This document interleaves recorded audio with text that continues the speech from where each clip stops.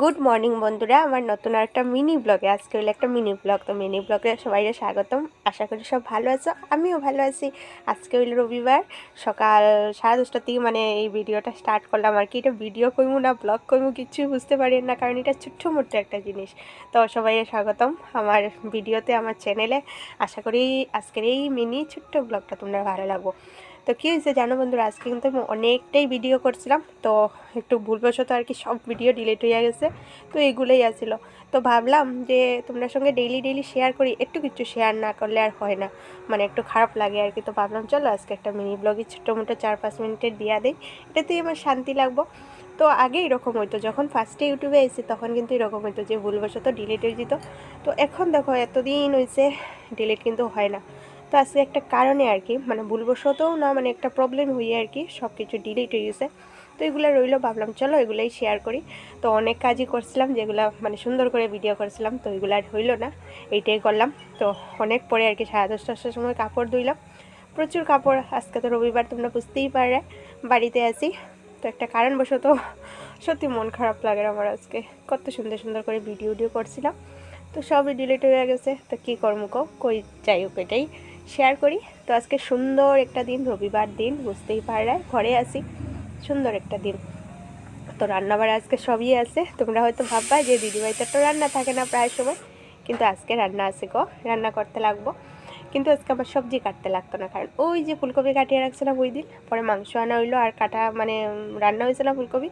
তো এটা লেগে এটা ফ্রিজে রয়ে গেছে। তো আলু ফুলকপিগুলো কাটা আছে আর কি। আর মিষ্টি কুমড়ো শুধু কাটবো, মিষ্টি কুমড়ো ভাজা বানাবো। তো এই দিকের কাজটা কমপ্লিট করি আর কি, ওইদিকে গিয়ে রান্না বসাই দেবো।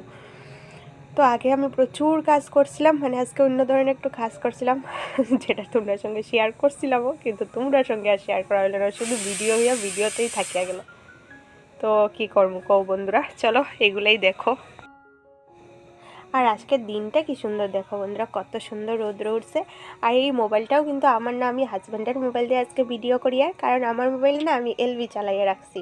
তো এটা লেগেও আরও কিছু উল্টাপাল্টা হয়ে আর কি সব কিছু ডিলিট হয়ে গেছে। তো যাই হোক এটাই। তো ওইদিকে দেখো কাজও শেষ করে এখন আইলাম ঘরে। ওই যে ফুলকপি আলু কাটা আছিল, তো এগুলো ভালো করে ধুইলাম আর কি। আর এখানে দেখো মিষ্টি কুমড়ো কাটলাম, মিষ্টি কুমড়ো ভাজা বানাইমু আর আলু ফুলকপি দিয়া।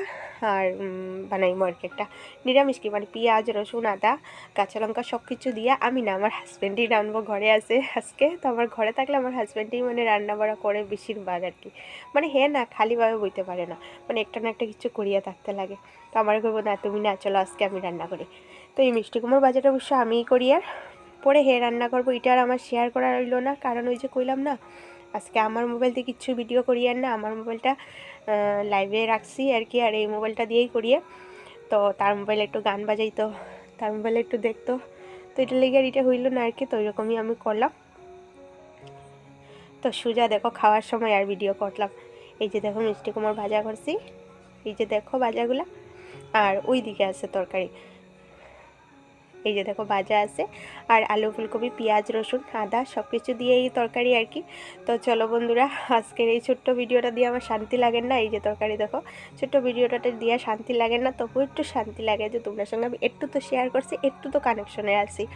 একটা কিছু না দিলে না মনে হয় কোনো কানেকশনেই নেই তোমার সঙ্গে। তো চলো আমার মিনি ব্লগটা আজকে এখানেই শেষ করি। কীরকম লাগলো অবশ্যই কমেন্টে জানাইও, ভালো লাগলে লাইক করে কমেন্ট করে, নতুন হলে অবশ্যই সাবস্ক্রাইব করে পাশে দেখে। তো কালকে একটা বড় ভিডিওর সঙ্গে দেখা হইব। ভালো থাকো, সুস্থ থাকো, টাটা।